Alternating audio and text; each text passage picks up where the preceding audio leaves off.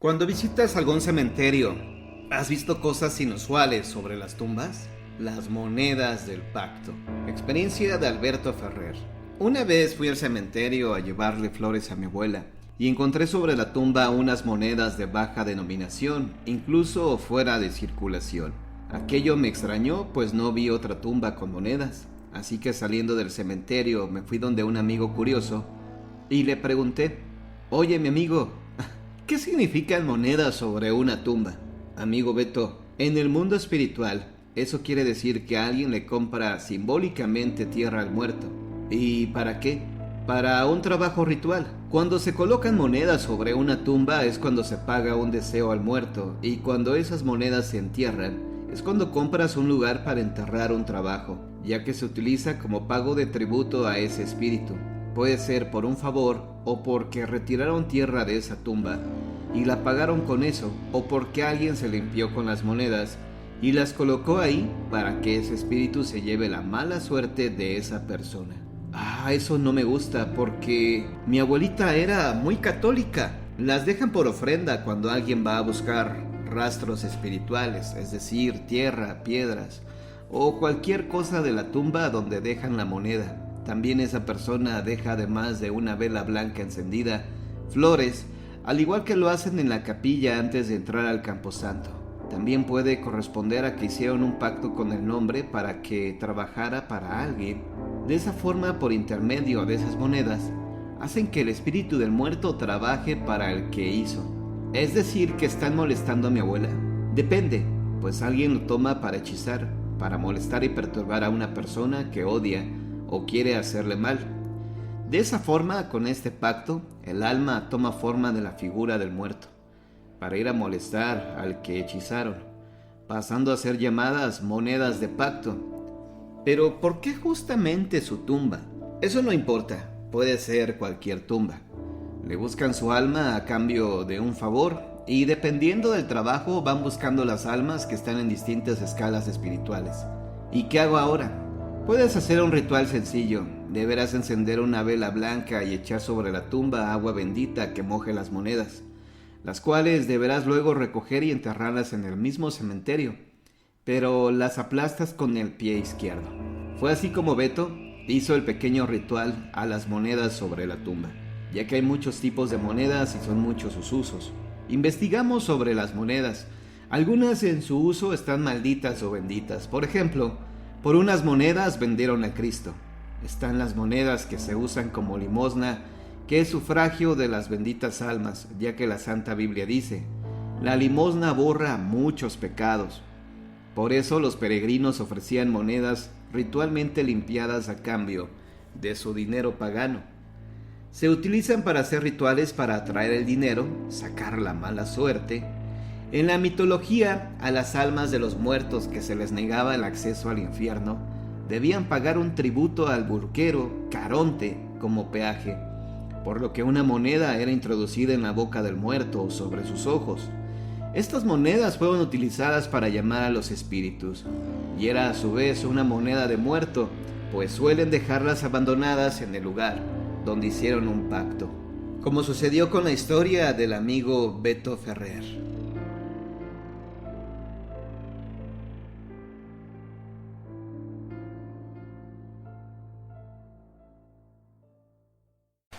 Ritual infame.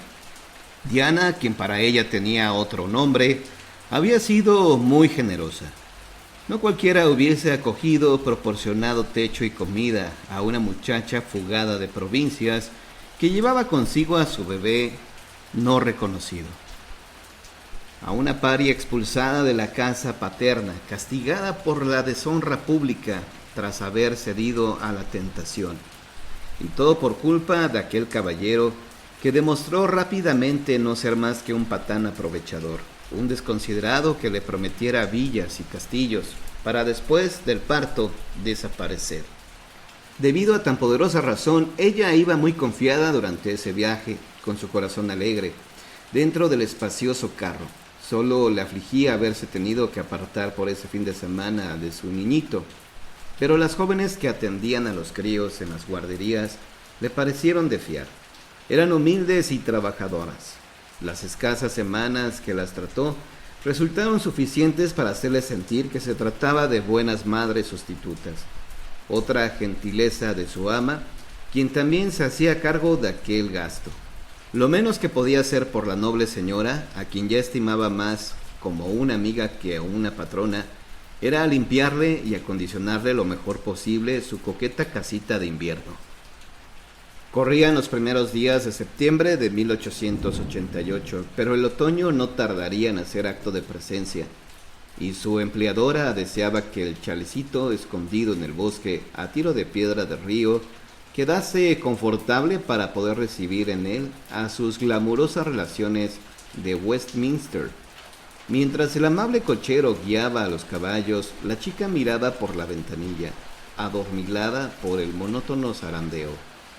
Había sido un trecho bastante largo que parecía llegar finalmente a su destino.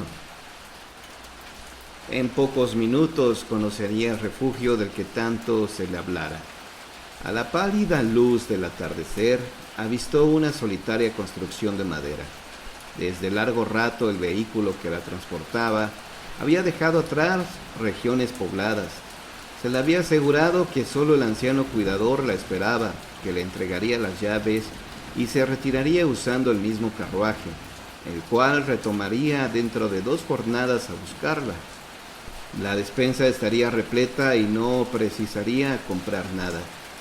Las libras que le habían dado y que celosamente guardaba en su bolsito de mano no tendría en qué gastarlas. No se divisaba por la zona almacén ni negocio alguno. A decir verdad, el lugar se mostraba más desolado de lo que pensó. Final del viaje. Arribaron a su destino.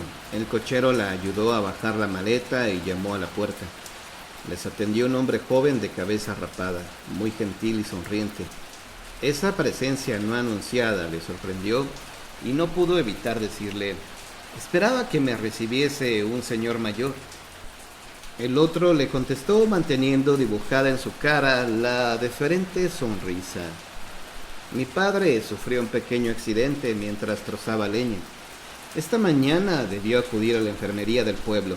Yo vine a sustituirle y mientras la hacía pasar, seguía por el chofer que portaba la valija», y agregó: «La buena noticia es que hay madera de sobra para alimentar el fuego de la estufa. No sentirás frío alguno. Tu estadía aquí será muy acogedora». Le extrañó que en la antesala no hubiese ningún mobiliario. Su interlocutor pareció darse cuenta y a fin de aventar suspicacias le informó: «Acomodé todos los muebles en la sala mayor para que así te resulte más fácil asear este sector». Se dirigió al fondo y entreabrió una puerta interior. «Debes haber tenido un viaje muy agotador», le dijo el joven. «En esta habitación dispones de un lecho cómodo y dentro del armario encontrarás ropas adecuadas. Pero tal vez sea mejor que antes de ponerte a trabajar tomes una siesta para reponerte. Por tus ojeras se nota que te caes de sueño».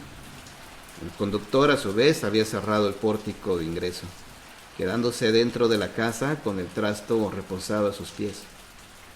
Ella no dio trascendencia a ese detalle. El muchacho rapado le parecía muy atractivo y distraía su atención. Tras ingresar a la habitación, ella comprobó que la cama estaba tendida y en el coqueto arcón entreabierto colgaban prendas femeninas. Un pequeño espejo y una mesilla de luz completaban el sombrío mobiliario. Su anfitrión se despidió y cerró con suavidad la puerta. La muchacha no tuvo tiempo de agradecerle, pues una modorra cada vez más intensa fue invadiéndola, y se acostó vestida sobre el lecho. Rato más tarde recobró la conciencia. No recordaba haberse quedado dormida sobre aquella cama, aunque sí el viaje que la había llevado hasta ahí. ¿Qué le había dado a beber el cochero para apagar su sed? Tal vez lo que había tomado le había provocado ese sueño que fue creciendo hasta que provocó el desmayo. Tampoco recordaba haberse desvestido. Se incorporó aún mareada, su joven y sensual cuerpo desnudo. Tal vez sus ropas estuvieran en la sala de ingreso. Se sorprendió de no sentir miedo, sino una irrefrenable curiosidad por recorrer aquella finca misteriosa, por lo cual salió de este cuarto y pasó por la sala principal que estaba vacía. Al final vislumbró un pasillo, lo atravesó con paso vacilante hasta adivinar entre las sombras un nuevo habitáculo. Una fuerza extraña la impulsaba a entrar ahí, por ello no dudó en penetrar en aquella habitación a través del acceso entreabierto. No bien dio un par de pasos dentro de aquel ambiente, debió cubrirse los ojos con una mano. El fulgor resultaba deslumbrante. «¿Qué es esto?», exclamó.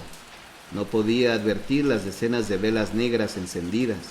La descomunal fogata generada por aquellas lumbres la privaron del uso de la vista. No percibiría nada hasta tanto sus retinas se acostumbraran a ese resplandor, al brillo infernal del salón ceremonial. Cuando pudo volver a ver, ya estaba aferrada. Unas manos le tomaron sus muñecas a la espalda, otras capturaron sus tobillos y la levantaron en vilo, rumbo a aquel túmulo cubierto con un paño rojo, presidido a un lado por la escultura de esa cabra repugnante y al otro por la cruz invertida tallada en ébano. Gritó y gritó. Luego únicamente pudo emitir sollozos ahogados por la mordaza. Como no se quedaba quieta y a despecho de los amarres, se revolvía espasmódica sobre la tosca mesa donde la acostaron.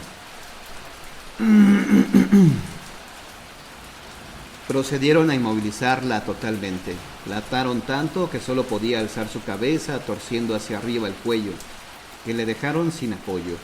Había también una mujer entre aquellos dementes, alta cabellera muy negra, vestido escarlata y rostro tapado con un antifaz. Llevaba en sus manos un amplio cuenco dorado. Se agachó a su vera y dejó en el piso ese recipiente, centímetros debajo de su cuello colgante. De soslayo, en el paroxismo de su terror, creyó reconocerla, pese al disfraz y al embozo que la ocultaba. No era posible, su ama. A ello, el joven rapado había echado por encima de su chaqueta de obrero una burda toga marrón. Se ubicó detrás de la amarrada joven y la jaló por los cabellos de su nuca, obligando a erguir la cabeza. Le ajustó todavía más la mordaza. Desde esa posición, la prisionera no podía dejar de ver a quien, sin duda, era el jefe de todos. A ese gigante enfundado en una oscura capa azulada y bajo cuya cogulla exhibía la máscara con semblante de pájaro diabólico. Lo oyó canturrear en una lengua exótica. La pérfida dama de pupilas color esmeralda que la había traicionado también profería sonidos broncos que retumbaban ensordecedores. Un intenso mareo fue apoderándose de su conciencia. El griterío cesó. El ave rapaz enorme se le aproximaba. Sostenía un puñal reluciente de tan afilado. Ella apretó los ojos con todas sus fuerzas. Es solo un mal sueño, una pesadilla. No puede ser verdad, se dijo. Tal vez habría quedado dormida dentro del coche durante el prolongado trayecto. Sí, eso tenía que ser. Un esfuerzo de voluntad y lograría al fin despertarse. Abrió los párpados, pero no se hallaba en el interior del carruaje. El ave rapaz enorme continuaba ahí y blandía el mismo cuchillo. A su vez, su artera empleadora se había aproximado y colocó una vela blanca encendida sobre un tosco túmulo puesto a los pies de la mesa del sacrificio. Ella no podía dejar de contemplar la ardiente lumbre y tampoco el rostro de la malvada, que estudiaba con lentitud. Iba quitándose la careta tras la cual lo escondía. Ahora, al fin iba a reconocer su cara verdadera, pero no. Lo que vio no fue la faz de esa crápula, no fueron esas facciones delicadas, casi pálidas, ni esos ojos hermosos, color esmeralda. «Estoy drogada», pensó. No fue solo agua fresca lo que el cochero le dio a beber por el camino. Seguramente fue un narcótico muy potente que ahora finalmente hace efecto y me trastorna. No podía ser cierto lo que sus ojos se empeñaban en mostrarle. Las bellas pupilas verdes se ennegrecían y titilaban feroces hasta tornarse de un tono rubí sangriento. También de rojo sangre era la túnica y la capucha que llevaba Diana, y bajo la cual sobresalían sus negros cabellos, cayendo a ambos lados de la pálida frente. Pero al mirar hacia abajo de esa frente le esperaba lo peor. La nariz, la gracil nariz de aristócrata de su patrona, ya no estaba ahí. En su lugar había un agujero, el asqueroso hueco de una calavera. Tampoco estaban ya sus pómulos ni sus tersas mejillas. No había carne, solo el hueso. El rostro monstruoso se acercaba más y más por detrás de la flama de esa vela. También había cráneos blancuzcos que flotaban por delante y por detrás de la toga escarlata. Todo daba vueltas y vueltas enloquecedoras. Ahora volvía a oír el cántico retumbante. Estaba inerme, amarrada a merced de las calaveras, de la mujer horrible de la túnica y la cogulla escarlata, del pájaro demoníaco con el afilado cuchillo de sacrificio en su mano. Para su fortuna, ya no supo cómo proseguiría esta pesadilla, que era su realidad. Se desmayó. Texto extraído de El animal más peligroso, un thriller victoriano, Montevideo, Uruguay. Gabriel Pombo.